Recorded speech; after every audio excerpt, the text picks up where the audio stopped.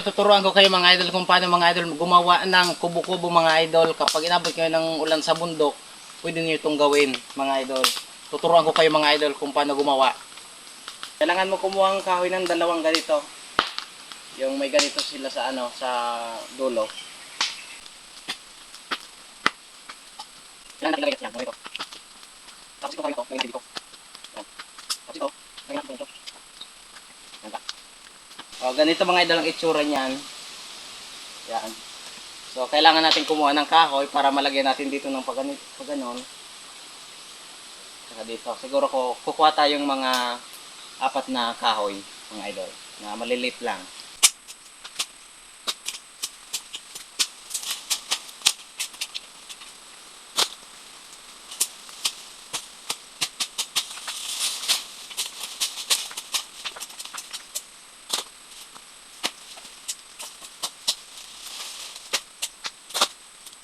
So ayun mga idol, ito na mga idol, meron na tayong nakuha.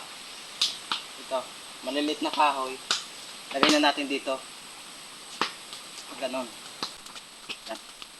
Ganon. Diba?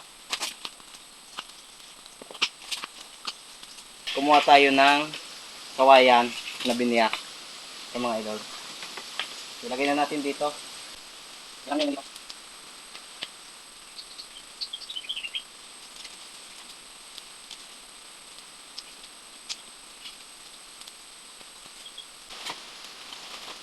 Ayun mga idol, so sa wakas, nakagawa na tayo mga idol ng masisilungan natin kapag umulan mga idol. Ito. Yan o. So medyo pangit lang siya mga idol kasi nagmamadali tayo mga idol.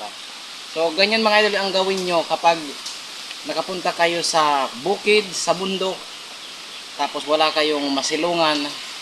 Ganyan lang mga idol ang gagawin nyo. Alright mga idol, maraming salamat. Pwede sana kayo kung pangit yan. Thank you.